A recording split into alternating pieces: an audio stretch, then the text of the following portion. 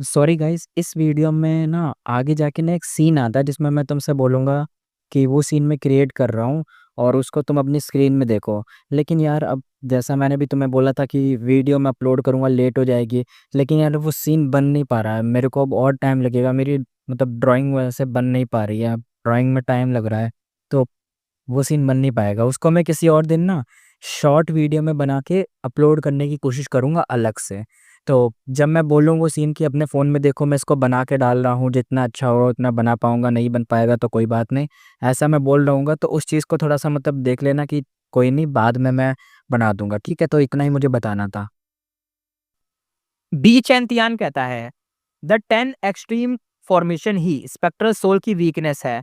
पहले हमें इस बड़े से हाथ को रोकना होगा, उसके बाद हम अपनी स्ट्रेंथ गैदर करके इस फॉर्मेशन को ही तोड़ सकते हैं।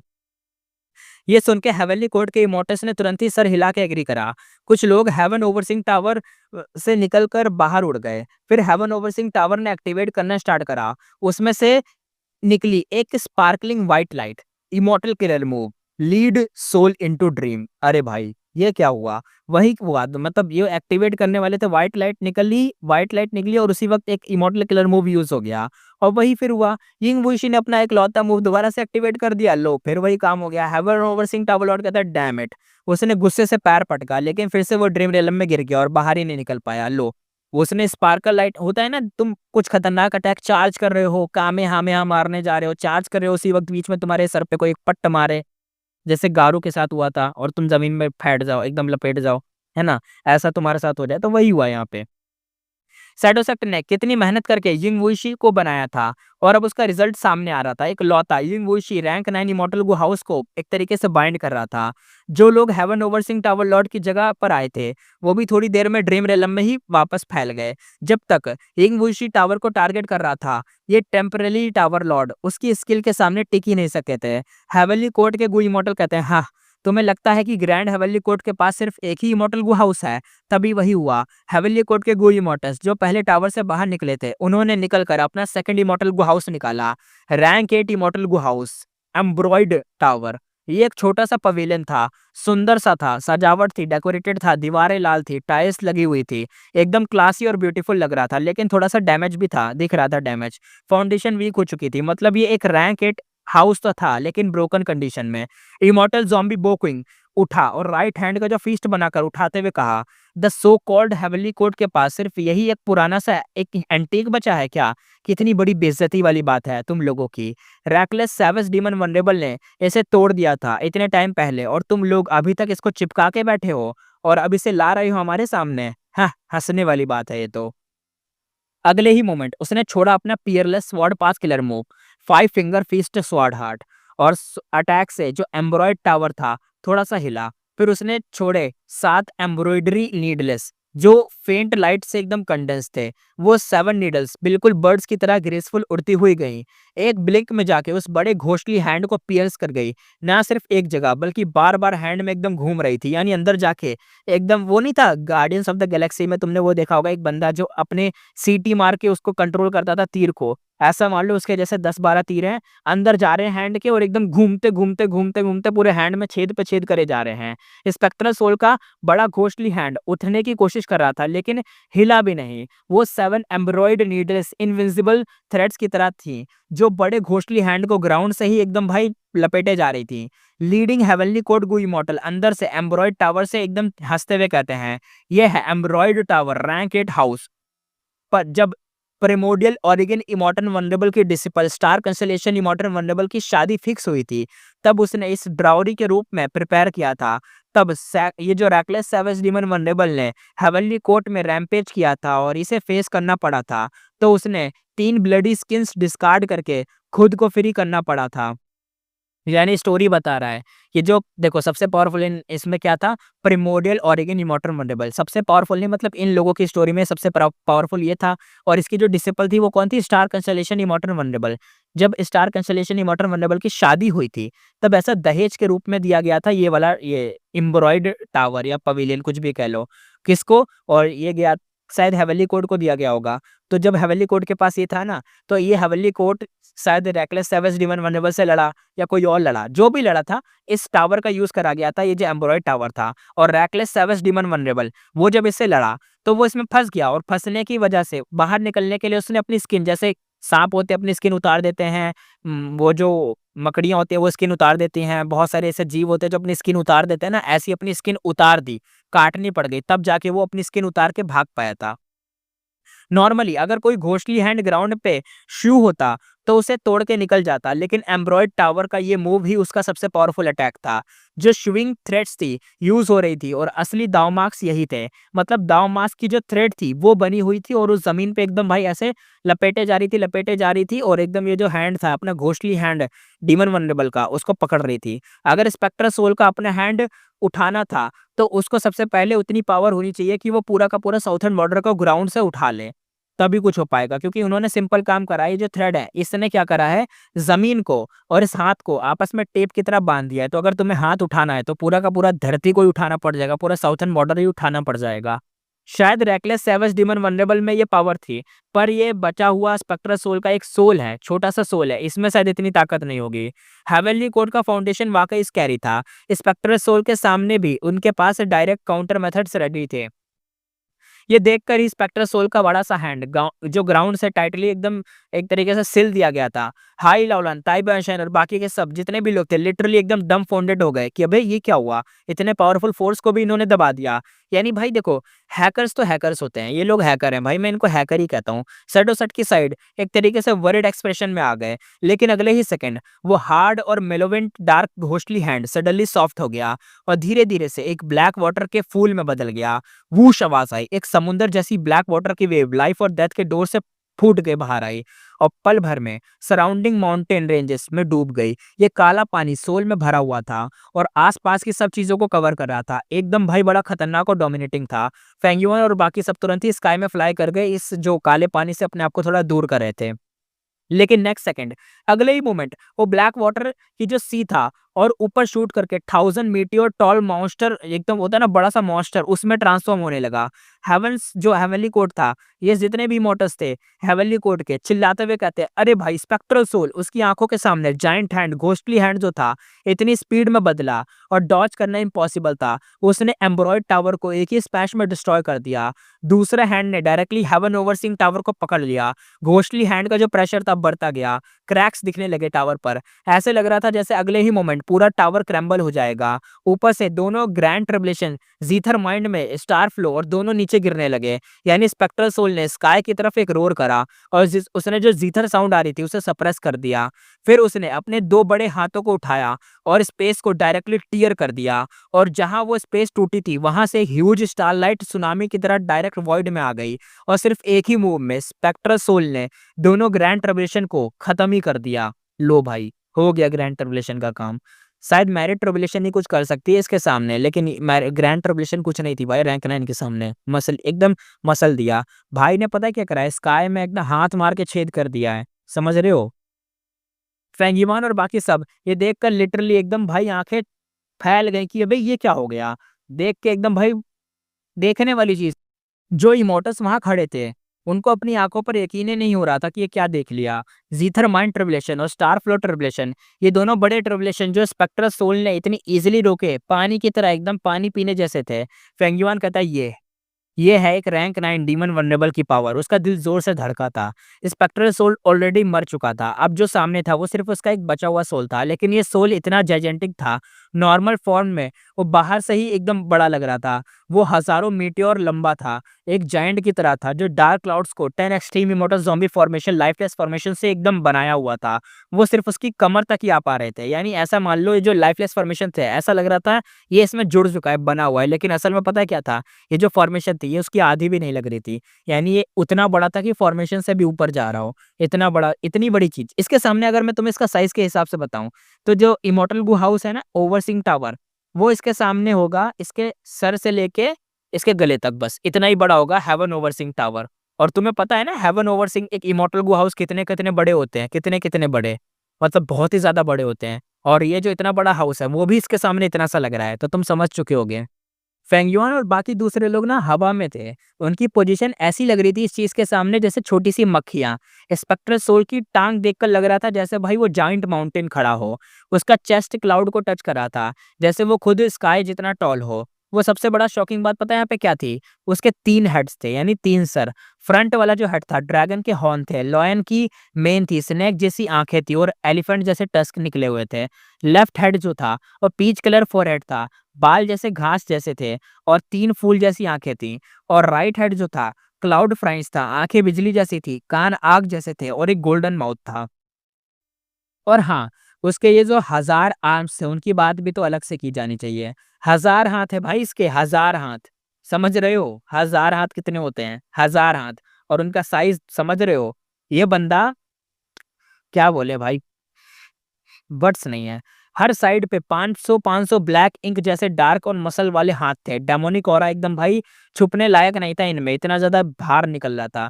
साथ में 1000 घोस्टली हैंड भी थे। हेवनली कोर्ट ने भी अभी तक एम्ब्रॉयड टावर यूज़ करके सिर्फ एक घोस्टली हैंड को ज़मीन पर बाँधाया था, लेकिन वो 1000 में से सिर्फ एक था। बिल्कुल भाई, 1000 हाथों में से एक हाथ को दबाया। फ़ेयरी लिशान कहते हैं नहीं, ये ये चेहरा, डोंट टेल मी, ये तो इम्पॉसिबल है, ये नहीं हो सकता। वो शॉक में चीखी थी। दोनों हाथ से अपना सर कवर कर लिया था, पीछे हटने लगी थी। रैंक 7 गो इमॉर्टल होने का ग्रेस उस मोमेंट पे पूरा खत्म हो गया था। स्पेक्ट्रल सोल डीमन वल्नरेबल की शक्ल कोई सीक्रेट नहीं थी। गो इमॉर्टल्स वर्ल्ड में और मॉर्टल की दुनिया में उसके बारे में सब जानते थे, स्पेशली साउथर्न बॉर्डर में। बहुत सारे गाँव, काउंटलेस मॉर्टल्स उसको पूजते थे, गॉड मानते थे। मिट्टी से उसकी मूर्तियाँ बनाते थे। फेस्टिवल में उसको ऐसा प्रे करते थे, उसके सामने उसकी मूर्तियाँ रखी जाती थी। हाई लाओलान की जो पुपेस थी एकदम श्रिंक हो गई, जैसे बची नहीं हो और एकदम क्या बोले, मुँह तो बाहर आ जाए जैसे अभी। ताई बांशे कहता है भाई एकदम वो होता है ना ग्लब से साँस लेना, एकदम कुछ निकलना है, ऐसे ग्लब करते हुए कहता है और ज़ोर से अपना ही थूक निकल लिया उसने और एकदम ग्लब करके शिट कहा उसने। पेंगुइन का एक्सप्रेशन कंप्लीटली अलग था। उसकी आँखें एक तरीके से चमक रही थी। उसने पहले वाला जो शॉक था उसके अंदर जो पहले शॉक था देख के वो सब अब गायब था। भाई सोचता हुआ अपना कहता है पेंगुइन, ये ये सोल पाथ का फाइनल लिमिट है ना? पैंथम से सॉलिड बन जाता है। मटीरियल वर्ल्ड को एक तरीके से पूरे मतलब जो एक मटेरियल वर्ल्ड में एकदम ऐसा लग रहा है कि ऐसा मान लो जैसे बताया नहीं क्या कि ये जो सोल है, सोल पहले सोल क्या होती है? बॉडी एकदम किसी भी दीवार या बॉडी तो होती नहीं है सोल के पास, तो किसी भी दीवार या किसी चीज़ को पार कर जाती है। लेकिन ये जो चीज़ है पूरी मटेरियल है, मतलब एकदम ऐसा लग रहा है कि शरीर है वो, समझ रहे हो ना? पूरा शरीर है वो। तो अब ऐसा बताया जा रहा था कि ये पूरे वर्ल्ड को इफ़ेक्ट कर सकती है, जैसे एक रियल फिज़िक बॉडी हो और इतना इतना मतलब बिलीव करने लायक नहीं है भाई ये पावर, कोई सोच भी नहीं सकता इतना खतरनाक पावर है, इतना टेरिफाइंग। ये soul foundation definitely 100 million man soul से भी ज़्यादा था और मेरा सोल इसके सामने कुछ नहीं है, जैसे एक छोटी-सी आंट हो, एक मून के सामने। लेकिन फिर भी इतना powerful spectral soul demon vulnerable भी आखिर में मर गया और उसका सोल भी door of life and death में वापस चला गया। अब जब वो ब्रेक लेकर बाहर आया है, हेवन और फेट को चैलेंज कर रहा है, तो वो करना क्या चाहता है? मुझे कब मिलेगा ऐसा लेवल? लेकिन अगर ऐसे लेवल पर भी डेथ को अवॉइड नहीं कर पाया, तो मैं जो एटर्नल लाइफ ढूँढ रहा हूँ या एक एटर्नल कह रहा हूँ, इंटरनल लाइफ ढूँढ रहा हूँ यानी ऐसी लाइफ जो मर ना सके, अनंत ज़िंदगी, क्या वो एक्सिस्ट करती भी है? उसकी आँखों में क्रेज़ी ब्राइट लाइट चमक रही थी। इस मोमेंट पे फेंग युआन का ब्लड लिटरली एकदम बॉयल कर रहा था क्योंकि हम जानते हैं ऐसे मोमेंट पे ही भाई का खून जलने लग जाता है। इमॉर्टल ज़ॉम्बी होने के बाद भी वो हॉट ब्लडेड फ़ील कर रहा था। ये क्लियर एग्ज़ाम्पल था, जिन्हें हम कैपेबल कहते हैं, उनसे सीखने लायक होता है, यानी उनसे सीखो। जो कैपेबल है उस चीज़ के सीखो उनसे। स्पेक्ट्रल सोल डीमन वंडेबल एक रियल मतलब एक प्रोडिजी था, एक ऐसी चीज़ जो पूरे कल्टीवेशन वर्ल्ड में ट्रू ट्रू बंदा था, एक ऐसा बंदा मतलब समझ लो अरे! वर्ड नहीं है, मैं क्या बोलूँ, आगे बढ़ते हैं। इवन 500 ईयर के एक्सपीरियंस के बाद भी फेंग युआन खुद को उसके सामने एक चींटी या मक्खी जैसा फ़ील कर रहा था। पर अब उसका जो फ़ियर था कंप्लीटली गायब हो चुका था। सिर्फ़ एक ही चीज़ बची थी फेंग युआन के अंदर, वो थी एक्साइटमेंट। वो एक्साइटमेंट एक तरीके से भरी हुई थी। जैसे कोई इंसान सबसे ऊँचा पहाड़ देखकर एक तरीके से मोटिवेटेड हो जाता है कि इस पे मैं चढ़ूँगा, चढ़ूँगा मैं इस माउंटेन पे। माउंट एवरेस्ट जैसे देख के बंदे चढ़ जाते हैं ना, उस पे ऐसे टाइप का। लेकिन वो भी क्लाइंब करना चाहता था और आगे निकलना चाहता था। फेंगजुआन के लिए डेथ अब एक तरीके से इररिलेवेंट हो गई थी, यानी कोई मैटर नहीं करता। अगर वो इस पाथ में मर भी जाता, तो उसका कॉर्प्स एक तरीके से डिस्क्रीट होता, उसका सोल भी डिस्ट्रॉय होता, तब भी क्या, कोई फ़र्क नहीं पड़ता। यही उसका एक अल्टीमेट गोल था, अनंत ज़िंदगी। बैम आवाज आई। इस वक्त हेवन ओवरसिंग टावर से एक बड़ा एक्सप्लोजन हुआ। एक ग्रैंड लाइट निकली जिसने स्पेक्ट्रल सोल घोस्टली हैंड को तोड़ दिया और टावर को फ्री कर दिया। रैंक 9 इमॉर्टल गुहाउस होने का असली पावर यही था। टावर के अंदर एटमॉस्फेयर बहुत ही हैवी था। हेवनली कोर्ट के गू इमॉर्टल्स अपने लिप्स को बाइट कर रहे थे। स्पेक्ट्रल सोल जैसी ओवरवेलमिंग जायंट को देखकर उनके दिल में एक बहुत बड़ा प्रेशर था। टावर लॉर्ड कहता है एज एक्सपेक्टेड स्पेक्ट्रल सोल इतना वास्ट डेमोनिक माइट था, सिंपली टेरिफाइंग इसके लिए वर्ड यूज होना चाहिए। वो जोर से हंसता है, उसकी बॉडी से ऑरा ऊपर उठता है, उसकी स्लेवरी मतलब स्लीवरी बाइल थे एकदम ऐसे मान लो चमक रहे थे और उसकी स्लीव्स एक वार बैनर की तरह एकदम भाई लहरा रही थी। उसकी फाइटिंग स्पिरिट और इमोर्टल में स्प्रेड हो गई। इमोर्टल्स की आंखों में पैशन जलने लगा। हेवनली कोर्ट के इमोर्टल्स एकदम चिल्लाते हुए कहते हैं हेवन की विल को कोई डिफाई नहीं कर सकता। हेवन की विल को कोई डिफाई नहीं कर सकता, चाहे तुम स्पेक्ट्रल सोल डीमन वनरेबल ही क्यों ना हो। जितने वर्ल्ड को स्लेक्टर किया था तुमने, एंडलेस ब्लड सेट फैलाया था, मास्केर किया था, तुम्हारा एरा खत्म हो गया है। चाहे हम मर भी जाएं आज आज आज हेवन के एक ग्रेट डाउ को हम प्रोटेक्ट करेंगे। चलो एक्टिवेट करो हेवन ओवरसीइंग टावर को। सब इमोर्टल्स की जो डिटर्मिनेशन थी साफ दिख रही थी। हेवन ओवरसीइंग टावर एक तरीके से डार्जिलिंग लाइट में ग्लो कर रहा था। स्पेक्ट्रल सोल का लेफ्ट हेड टावर को घूरता है और ग्राउल करता है। एक हाथ एक साथ मूव करते हैं और एक साथ एक हाथ, दो हाथ, तीन और कई मतलब काउंटलेस हैंड आगे बढ़ते हैं। इतना बड़ा होने के बावजूद उसका मूवमेंट इतना फास्ट था जैसे कोई मतलब एक ऐसी स्पीड जो लाइट की स्पीड जैसी हो। कोई एक सेकंड में उसके कई हाथ टावर को टाइट पकड़ लेते हैं और ज्यादा घोस्टली हैंड इमर्ज होते हैं और ऊपर वाले एनवलप करके हेवन ओवरसीइंग टावर को कंप्लीटली सराउंड करके एकदम भाई पकड़ने लगते हैं। लेकिन हेवनली कोर्ट के गुई मोटर्स भी पीछे कहाँ हटेंगे। टावर की लाइट घोस्टली हैंड को फिंगर जितने भी थे क्रैक कर देती है। शार्प ब्लेड की तरह कट होने लगती हैं फिंगर। 10 से ज्यादा घोस्टली हैंड की जो लेयर थी गायब हो जाती है और वो शेक होने लगती है। उस मोमेंट पे स्पेक्ट्रल सोल सडनली टावर को इग्नोर कर देता है। उसके 3 हेड स्काई की तरफ देखते हैं और एक्सप्रेशन बहुत ही खराब था। वो चारों मतलब जितने भी हैंड अब जो लास्ट हैंड उसने पकड़ रखे थे वो भी पूरा इग्नोर कर देता है। एकदम टावर को हटा ही देता है, सिर्फ आसमान की तरफ देखता है। वो मतलब चाहे कितना ही लंबा हो, कितने ही हजारों मीटियोर लंबा हो, स्काई फिर भी उसके ऊपर ही था, यानी आसमान अभी भी उसके ऊपर था। और जैसे ही उसकी एरोगेंस स्काई में खुद गुस्सा हो जाती है, उसके डीपेस्ट पार्ट में एक मॉन्स्टर्स थंडरस एक तरीके से आवाज थी। इमॉर्टल को एक एपोकैलिप्टिक चीज फील होती है, यानी एक ऐसी एपोकलिप्स आता है ना वैसे टाइप की कोई चीज फील होती है। सडोसट के इमॉर्टल्स कहते हैं ये तो वो है। नहीं नहीं नहीं, ये ग्रैंड ट्रिब्यूलेशन नहीं है, ये तो वही है, ये आ गई। ये तो मैरिट ट्रिब्यूलेशन है और ये एकोप्लिस मैरिट ट्रिब्यूलेशन है। लो भाई, जो बंदे ने अपने स्पेक्ट्रल सोल ने आसमान में देखा था ना, वो इसी चीज को देख रहा था। सब बंदे स्पीचलेस हो गए क्योंकि अब आ रहा था हेवन का प्रकोप। अब भाई हेवन गिरेगा और मार लेगा सबकी। ग्रैंड ट्रिब्यूलेशन के बाद सबसे खतरनाक ट्रिब्यूलेशन जिसको कहा जाता है मैरिट ट्रिब्यूलेशन वो आता है। और अगर एक रैंक 8 गू इमॉर्टल 3 मैरिट ट्रिब्यूलेशन पास कर ले तब वो बनता है दुनिया में टॉप, जिसका नाम सबसे ऊपर गिना जाए। उसका रैंक उसके आगे टाइटल लगता है वनरेबल का, रैंक 9 वनरेबल। हेवन खुद गुस्सा था, उसे पता था कि ग्रैंड ट्रिब्यूलेशन स्पेक्ट्रल सोल के अगेंस्ट यूजलेस है, इसलिए उसने डायरेक्टली मैरिट ट्रिब्यूलेशन को भेज दिया। Merit tribulation wind lightning prison और फास्ट फास्ट इतनी फास्ट वो ट्रिब्यूलेशन उतर आई, किसी गुई मॉडल के एक्सपेक्टेशन से ज्यादा तेज थी। स्काई से काउंटलेस लाइटनिंग बोल्ट्स गिरे, काउंटलेस टॉर्नेडो स्पेक्ट्रल सोल की बॉडी के अराउंड कॉइल हो गए जैसे बड़े बड़े पाइथन्स ड्रैगन को एकदम घेर रहे हों। और स्पेक्ट्रल सोल की 3 हेड्स गुस्से में स्काई की तरफ गरजे। उसकी चीख एकदम भाई इतनी तेज थी कि क्या बताएं। आंखों से ब्लड रेड लाइट निकली जो किलिंग इंटेंट से भरी हुई थी। एक ऐसी ऑरा जो सबको खून में जमाने लायक हो, एकदम खून जम जाए सबका, एकदम देख के वो ऑरा फील हो तो बंदा मॉर्टल तो कुछ मॉर्टल का नाम ही क्यों ले रहा हूं मैं, वो तो कुछ है ही नहीं इसके सामने। हजारों हाथ एक साथ हिलने लगे, वो घोस्टली हैंड टोर्नेडो को एकदम भाई फाड़ रहे थे। उसके एकदम भाई फाड़ने वाले फिश लाइटिंग बोल्ट्स को एकदम भाई पंच कर रहे थे। हाई लॉलन बाकी सब तो भाई उनके मुंह तो खुला का खुला ही रह गया था, स्पीचलेस हो चुके थे। जो सीन उनके सामने था वो लिटरली एक लेजेंडरी कहानी दोबारा जीवित हो रही थी, ऐसा लग रहा था कुछ रिवाइव हो रहा था। ये मैरिट ट्रिब्यूलेशन सीधा स्पेक्ट्रल सोल और 10 एक्सट्रीम फॉर्मेशन को टारगेट कर रहा था। फेंगयुआन और दूसरे लोग फॉर्मेशन के अंदर थे लेकिन रिलेटिवली सेफ थे, उनके ऊपर फर्क नहीं पड़ रहा था। सर्डोसेट के गुई मोटर्स बोले ये मैरिट ट्रिब्यूलेशन की पावर तो नॉर्मल वालों से बहुत ज्यादा है। वो कहते हैं कोई नहीं, हमारा मेन बॉडी इसे सह सकता है। दूसरा बोलता है 10 एक्सट्रीम फॉर्मेशन का क्या हाल है। तीसरा बंदा बोला 60% रिफाइन हो चुका है अभी तो। वो बंदा बोलता है क्या सिर्फ 60%? मतलब आगे जो ट्रिबुलेशन आएंगे वो और भी ज्यादा टेरिफाइंग होंगे। ये बोल के सडोसट के गु इमोर्टल एकदम से साइलेंट हो गए। उनका real enemy actually heavenly court या फेंगयुआन नहीं था। उनका असली दुश्मन था ये हेवन खुद, यानी ये स्वर्ग, ये हेवन ये खुद था।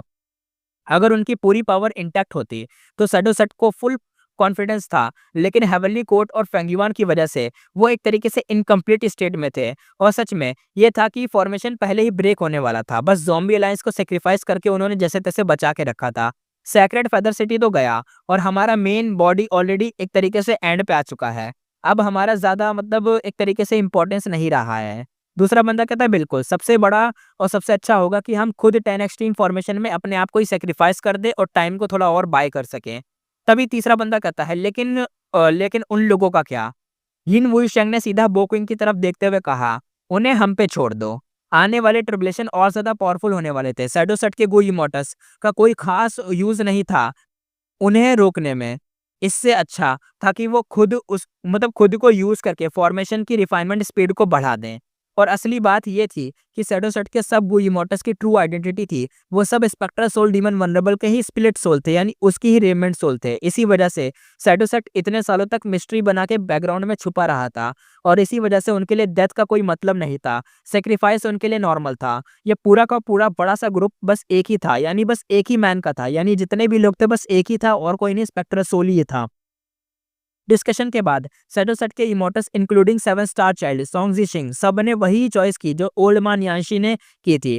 फॉर्मेशन के अंदर घुस के खुद को सेक्रीफाइस कर दो। बस 2 लोग बचे थे। अब यहाँ पे बस 2 ही लोग थे, बाकी सब मरने वाले थे, अब मर गए। पहला यहाँ पे था कौन? यिंग वुईशी, जो कि ड्रीम रियलम वाला था। उसके पास pure dream reality sneaker physique था। उसका कल्टीवेशन टाइम के साथ बड़ा हो रहा था। अपनी लाइफ के लास्ट मोमेंट पे वो फुली रैंक 9 बन जाता। वो स्पेक्ट्रल सोल का फाइनल ट्रम्प कार्ड था। दूसरा दो इमोर्टल ज़ोंबी बोक्विंग, वो भी पहले स्पेक्ट्रल सोल डीमन वनरेबल का ही स्प्लिट सोल था, लेकिन अब वो सिर्फ बोक्विंग का इमोर्टल ज़ोंबी बॉडी था, जिसमें बचा हुआ रेमेंट सोल एक्चुअली बोक्विंग का नहीं, मोयाओ का था। मोयाओ का रेमेंट सोल फॉर्मेशन में घुस भी जाता तो भी हेल्प नहीं करता, सिर्फ इमोर्टल मटेरियल बन जाता, वर्थलेस रहता, इसलिए उसे बचा रखा। इस वक्त स्पेक्ट्रल सोल खुद सिचुएशन कंट्रोल कर रहा था। एक तरीके से ऐसा मान लो कि एक तरफ मैरिट ट्रिबुलेशन को रेसिस्ट कर रहा था और साथ ही हेवन ओवरसीइंग टावर को भी सप्रेस कर रहा था। और ये दोनों इमॉर्टल ज़ॉम्बी बोकिंग और यिंग वुल्शी अब बिना किसी टेंशन के सीधा फेंगयुआन और उसके ग्रुप की तरफ चार्ज कर गए। फेंगयुआन और उसके लोग बिल्कुल उनके बराबर नहीं थे, जल्दी ही एक तरीके से रिट्रीट कर गए, लेकिन फॉर्मेशन में उन्हें पूरी तरफ से एक तरीके से घेर रखा था।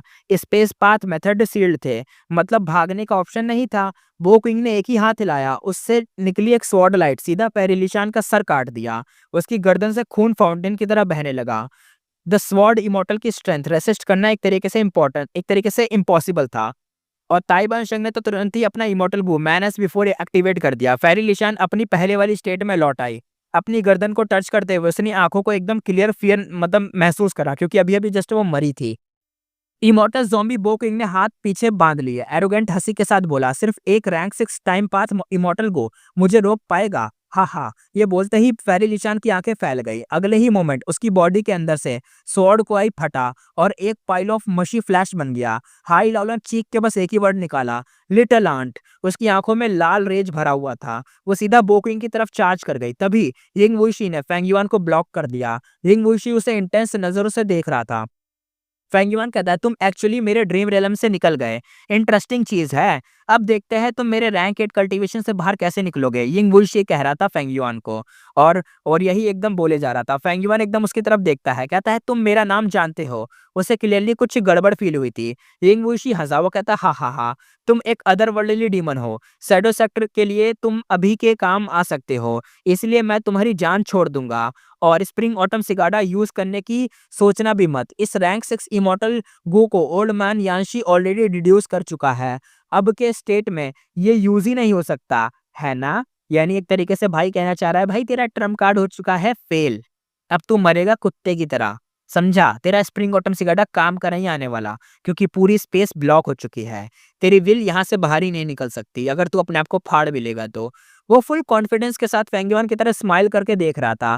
फेंगयुआन का पूरा बॉडी हिल गया। वो कहता है क्या? अब अचानक से ना सीन यहाँ पे शिफ्ट हो जाता है, हमें दिखा जाता है बहुत पहले का टाइम, बहुत ही लिटरली बहुत ही पहले। 1 लाख साल पहले, साउथर्न बॉर्डर, श्वानसी माउंटेन। रात का टाइम था, चारों तरफ अंधेरा था, हवा और बिजली की जो गरज थी सुनाई दे रही थी। कभी बैटलफील्ड के ऊपर लाइटनिंग चमक जाती है। पहाड़ के अंधेरे रास्ते पर, जमीन पर 10 से ज्यादा गू मास्टर की डेड बॉडीज पड़ी हुई थी। तेज बारिश हो रही थी, लेकिन उस जगह का गंदा खून एकदम भाई स्मेल से, एकदम धूल से एकदम भरा हुआ था। अभी एक डेंजरस बैटल खत्म हुई थी। बैटलफील्ड पे सिर्फ 2 लोग बचे थे। विनर यहाँ पे क्लियर था। यंग गू मास्टर कहता है, हा हा हा। वो एक जवान बंदा था जो स्काई की तरफ देख रहा था और क्रेजी हंसी के साथ हंस रहा था। उसकी आंखें लाल थी, चेहरे पर पूरा खून की प्यास दिख रही थी। धीरे धीरे वो दूसरे गू मास्टर की तरफ चलने लगा। दूसरा बंदा एक ओल्ड गू मास्टर था जो बहुत बुरी तरीके से इंजर्ड था, फाइट करने लायक नहीं बचा था। वो जल्दी से पीछे हटा और लेकिन फिर वो फिसल गया और मिट्टी में गिर गया। यंग गू मास्टर बारिश में धीरे से चल रहा था। वो उस ओल्ड गू मास्टर के सामने रुक गया और ऊपर से नीचे घूर के देख रहा था और रूथलेस वाली नजर थी और बिल्कुल भी एकदम कोई भी मतलब वो होता है ना, दया उसकी भावना नहीं रख रहा भाई, एकदम फुल रूथलेस। लेकिन ओल्ड गू मास्टर के चेहरे पर डर नहीं था, बिल्कुल आंखों में एक डिसबिलीफ और गुस्सा भरा हुआ था। ओल्ड गू मास्टर कहता है, क्यों क्यों? मैं तेरा दादा हूँ, मैंने तुझे पाला था, मैं तुझे सब कुछ सिखाया। तू जानता है आज तेरा ये जो अकॉम्प्लिशमेंट है, ये अचीवमेंट है, वो सिर्फ क्लैन की वजह से है। पर तूने क्लैन को, बड़े लोगों को अपने पे मतलब लोगों पे अटैक क्यों कर दिया? अपने ही लोगों पर अटैक क्यों करा? तूने हमारी काइंडनेस का बदला दुश्मनी से क्यों दिया? क्यों क्यों दिया? उस बुड्ढे के सवालों के सामने यंगू मास्टर ने अपनी आवाज नीचे करी, हल्का सा स्माइल दिया। यंगू मास्टर कहता है, क्यों? मैंने एक्चुअली इस पर ज्यादा सोचा नहीं। हम अगर रीजन देना ही पड़े तो शायद इसलिए क्योंकि मुझे इरिटेट कर रहे थे तो मैंने मार दिया। ओल्ड मास्टर कहता है, क्या? बस इरिटेट, अनॉयड हो गए बस इसलिए? गाइस मैं चाहता हूँ कि ना तुम लोग अभी स्क्रीन पर देखो, क्योंकि मैं स्क्रीन पर अब मैं तुम्हें दिखा रहा हूँ। अगर तुमने थोड़ी इमेजेस मिस कर दी हैं तो तुम दोबारा से आ जाना, स्क्रीन पर देखना, क्योंकि ये वाला जो सीन है ना काफ़ी रील में वायरल भी हो चुका है। ये वाली सीन की सच्चाई अब हमें पता चल रही थी। तो अब ये जो सीन है ना, भले मैं एज अ वीडियो नहीं दिखा सकता, लेकिन मैं उसको बहुत अच्छे से मॉडिफाई कर दूंगा ताकि अच्छे से तुम देख पाओ। थोड़ी इसमें चीज़ें ऐड करूंगा ड्राइंग की हेल्प से अपनी। मैंने बना भी रखी है, पहले से मैं इस चीज़ के लिए प्रिपेयर था, तो मैंने थोड़ी बहुत ड्राइंग बना रखी थी। तो अब इस चीज़ को अब स्क्रीन पर देखो बस, ठीक है? ये पूरा सीन तुम्हें स्क्रीन पर भी दिखेगा, फ़ोटोज़ में लगा दूँगा, ठीक है? फ़ोटोज़ देखने को मिलेंगे ये सीन वाले तुम्हें, थोड़े बहुत तो दिख ही जाएँगे, ज़्यादा नहीं कुछ देर के, ठीक है? तो देख लेना, जितने भी 10-12 पता नहीं कितने भी फ़ोटोज़ हो देख लो बस, ठीक है? देखो। ओल्ड गू मास्टर कहता है, क्या?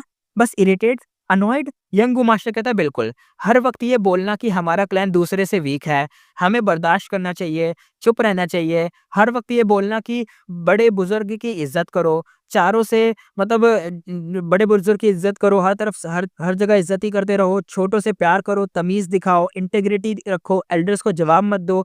हर वक्त ये बोलना कि क्लैन तुम पे डिपेंडेंट है अपनी इज्जत बचाने के लिए। तुम्हें सबके बारे में सोचना चाहिए, तभी तुम एक ब्रिलियंट क्लैन लीडर बन पाओगे। ये सब बहुत ही इरिटेटिंग है। बचपन से मुझे ये सब अनोइंग लगता है।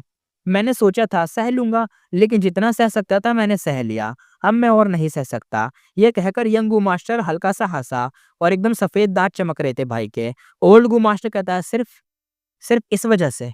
वो बुढ़ा गुस्से से एकदम भाई बैठ गया। उसकी आंखें एकदम बड़ी-बड़ी चीख रही थी। आंखें ऐसा था, मुँह नहीं, बस आंखें चीख रही थी। ओल्ड गू मास्टर कहता है, "तू ऐसा तू ऐसा क्यों बन गया? तेरे दिमाग में चल क्या रहा था? मैं मैं आधा मैं मैं आधा था जो इतने एक तरीके से अंधा हो गया तेरे इस चीज़ को देखकर। मैंने तेरे को इतने बचपन से पाला, इतने सालों तक तुझे पाला, हैं? मैं तो सोच रहा था गाँव तेरे हवाले कर दूँगा। सब कुछ तेरे हवाले कर दूँगा।" ओल्ड गू मास्टर गुस्से में एकदम चिल्ला रहा था। एकदम चिल्लाते-चिल्लाते सब बोल रहा था। एकदम एक्सप्रेशन कभी शांत हो रहा है, कभी चिल्ला रहा है, ऐसे एकदम मिक्स हो चुका था। भाई एकदम फुल इरिटेट हो चुका था, गुस्सा, इरिटेशन सब कुछ। होता है ना कि तुमने किसी इंसान के लिए सबसे ज़्यादा एफर्ट डाले हो, तुमने उसका सब कुछ करा हो, जितना तुम कह सकते थे उसकी सारी इरिटेटिंग चीज़ें सही हों, उसकी सारी गलतियाँ अपने ऊपर ले ली हों, सब कुछ उसका सह लिया हो और एंड में आके तुमसे वो बोले कि तुमने किया क्या मेरे लिए? तुमने करा क्या? मैंने कहा था करने को। मैंने बोला था। ये वाली जो तुम लाइन सुनते हो ना, उस टाइम पे जो तुम्हारा एक्सप्रेशन होगा, जो तुम्हारे अंदर वो जो भड़ास निकल रही होगी ना, वही चीज़ इस भाई के अंदर निकल रही थी, यानी अपने बुड्ढे के अंदर। तो यंग मास्टर कहता है, अरे बस, बस, बस बहुत हो गया। मतलब उसने चुप ही करवा दिया। यंग वो मास्टर जो था उसके चेहरे पर रूथलेस एक्सप्रेशन था। बुड्ढे को रोने से पहले ही वो मतलब और ज़्यादा इरिटेट हो गया था। उसने अपना ध्यान एक तरीके से उसकी तरफ बढ़ाया और अपना हाथ उठाया और नीचे से एक मारा फट से पूछ आवाज़ आई। एक सॉफ्ट सी आवाज़ हुई। ओल्ड गू मास्टर 2 टुकड़ों में कट गया। खून फव्वारे की तरह बहा। उसकी जो मतलब आंतें थी, जो मतलब आंतें पचौड़ियाँ जो ज़मीन होती है ना, ज़मीन पे गिर गए एकदम, जो पेट में होते हैं वही सब। बिना एकदम किसी चीज़ के एकदम वो मार दिया उसको। एकदम भाई क्या बोले, बहुत रूथलेस था ये बंदा। यंग मास्टर एकदम से शांत हो गया, उसके स्टेप रुक गए। वो एक ब्लैक रोब पहने हुए था और तेज बारिश में एक स्टैचू की तरह खड़ा था। उसने अपना सर झुकाया, नीचे डेड बॉडी को देखा। उसके दिमाग में ऑटोमेटिकली पुरानी यादें आ गईं। बचपन में उसका दादा उसे घोड़े पर बैठाकर राइड्स कराता था, पतंग उड़ाता था। जब उसकी जबरदस्त एप्टीट्यूड सामने आई थी, उसका दादा खुशी से मुस्कुराया था। जब वो गू मास्टर बना, उसके दादा ने खुद उसे पर्सनली सिखाया। उसने उसे क्लैन के अफेयर्स हैंडल करना सिखाया, सब कुछ डिटेल में बताया सालों तक। यंगू मास्टर ने एक लंबी सी सांस ली, फिर हंसना शुरू कर दिया। यंगू मास्टर बस हा हा हा करके हंसने लगा। उसकी हंसी धीरे धीरे तेज होती गई। उसने अपना सर ऊपर उठाया, दोनों हाथ स्प्रेड करे और स्काई की तरफ देखते हुए हाथों को फैलाया। उसकी आंखों से आंसू बह रहे थे। वो सैडनेस से भरा हुआ था, लेकिन चेहरे पर एकदम से सेटिस्फैक्शन दिख रही थी।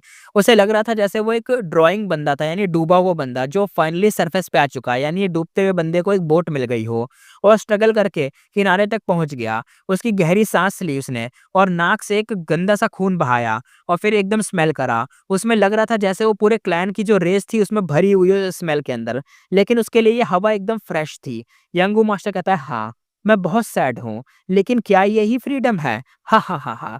अगर पता होता तो मैं उन्हें पहले ही मार देता। ये अनोइंग चीजें बहुत ही पहले ही खत्म कर देनी चाहिए थी। अब से जो मुझे भी इरिटेट करेगा ना, मैं उसे खत्म ही कर दूंगा। वो यंगू मास्टर बारिश में एकदम चीख रहा था, उसके चेहरे पर प्योर एक्साइटमेंट लिखा हुआ था। लेकिन क्या होता है, क्रैक की आवाज आई, एक तेज लाइटनिंग चमकी, जिसने यंगू मास्टर के चेहरे को एकदम भाई चमका दिया। उसके चेहरे पर प्योर जॉय दिख रहा था, यानी जो अंधेरे में जो उसका चेहरा था, जो हँस रहा था, जो भी इसकी स्माइल दिख रही थी अंधेरे में, अब पूरा का पूरा चेहरा एकदम चमक उठा था।